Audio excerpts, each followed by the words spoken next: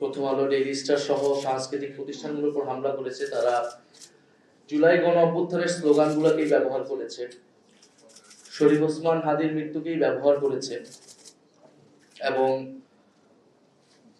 আমাদের স্লোগানগুলোকে ব্যবহার করে তারা সেখানে আক্রমণ করেছে এবং সেটার পক্ষে সম্মতি তৈরি করেছে। এই ঘটনার পরে আমরা বলেছি যে এটা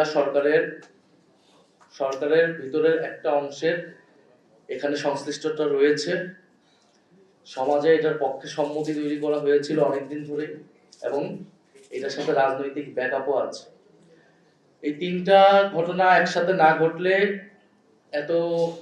এত বড় সাহস সেই রাতে পক্ষে করা সম্ভব হতো না এবং যে খুব বেশি মানুষ, এটা কয়েক হাজার মানুষ গিয়ে এটা ঘটিয়েছে এরকমও না। আমরাই নাম্বার ওয়ান। নাম্বার ওয়ান হচ্ছে মেরিল পেট্রোলিয়াম জেলি। ফলে পুরো ঘটনাটাই পরিকল্পিত ছিল। শরীফ ওসমান হাদি তার একটা অ্যাক্সিডেন্ট হতে পারে এবং হওয়ার পরে কি কি ঘটনা ঘটানো হবে বাংলাদেশে, এটার একটা চক্রান্ত পরিকল্পনা আগে থেকেই তৈরি হয়েছে। কারণ ঘটনাগুলো দেখে আমাদের কাছে এটাই মনে হয়েছে।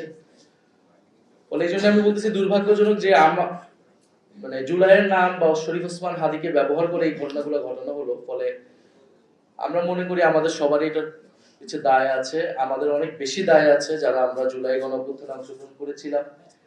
ব্যক্তিগতভাবে আমি তথ্য মন্ত্রণালয়ের দায়িত্বে ছিলাম এবং আমাদের জন্য আরো দুর্ভাগ্যজনক আজকে যে আমরা শব্দটা ব্যবহার করছি মব ভায়োলেন্স, এই শব্দটার সাথে প্রথম দিকে আমি একমত হতাম না বা আমরা এটার বিরোধিতা করতাম।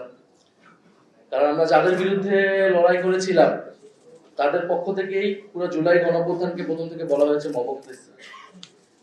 ফলে আমরা বলেছি যে এটা মবক্রেসি না। আমরা অনেক কিছু বলেছি, গণঅভ্যুত্থান, বিপ্লব পরবর্তী পরিস্থিতিতে দেশে অনেক কিছু হয়, পুলিশ নাই, মানুষের অনেক ক্ষোভ, 16 বছরের প্রতিবিত ক্ষোভ। কিন্তু 1.5 বছর পার হয়ে গিয়েছে, এখন যেটা হচ্ছে এটা সম্পূর্ণভাবে পরিকল্পিত অপরাধ হচ্ছে এবং এটা পুরো দেশের রাজনীতি, নির্বাচন সেটাকে একদিকে নিয়ে যাওয়ার জন্য এই পরিকল্পনা চক্রান্ত।